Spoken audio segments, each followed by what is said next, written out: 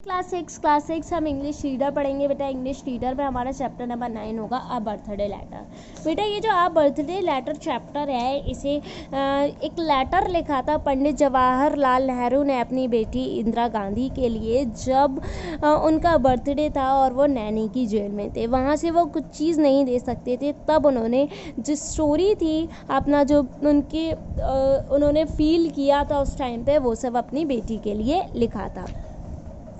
उन्होंने बोला उनसे कि मैं तुम्हें कोई मटेरियल नहीं दे रहा, कोई सॉलिड नहीं दे रहा, लेकिन मैं अपने एक माइंड और स्पिरिट की गुड फेरीज दे रहा हूँ, गुड चीज़ें दे रहा हूँ, जो इतनी बड़ी बड़ी वॉल्स हैं प्रिजन में, जो उन्हें नहीं रोक सकती। तुम्हें पता है कि मुझे गुड एडवाइस देना बहुत ज़्यादा पसंद है, अगर तुम्हें लेना नहीं पसंद है। मैं हमेशा एक वाइज मैन की तुम्हें स्टोरी सुनाता रहता हूँ, तो सुनो।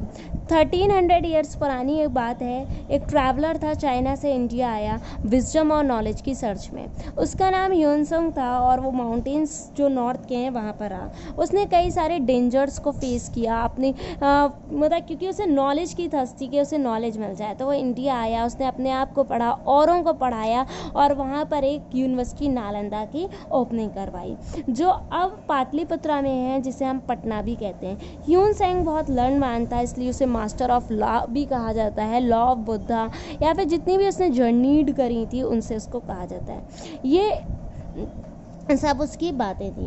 अब एक मैन के बारे में बताता हूँ जो साउथ इंडिया का था और वो कर्जसुरमा से आया। वो मॉडर्न भागलपुर, जब अब बिहार कहते हैं, उसमें रहता था। वो कॉपर प्लेट्स का काम करता था, अपने सर पे हमेशा टॉर्च रखता था। स्टाफ उसका हमेशा मतलब लॉफ्टी रहता था उससे कि ये इस तरह से क्यों रहता है। वो हमेशा चीज़ों को जानने का क्यूरियस रहता था कि इतनी चीज़ों में लाइट कहाँ से आती है, ये सब चीज़ें कहाँ से आती है। वैसे मैं तुम्हें बताना चाहता हूँ कि विजडम को आप जहाँ से भी लेना चाहो वहाँ से मिल जाती है। ह्यूनसैंग की और ये जो साउथ इंडियन मैन की मैं स्टोरी तुम्हें बता रहा हूँ, इससे ये बताना चाह रहा हूँ, ये इमेजिनेशन लाना चाह रहा हूँ कि तुम और मैं, हम दोनों ही इन चीज़ों को अपनी लाइफ में लाएं और चीज़ों को जानने के क्यूरियस रहें। हीरोज़ जो होते हैं वो नथिंग होते हैं। हीरोज़ सिर्फ हमारा ये होता है कि हमारे अंदर की इच्छा किस चीज़ की है।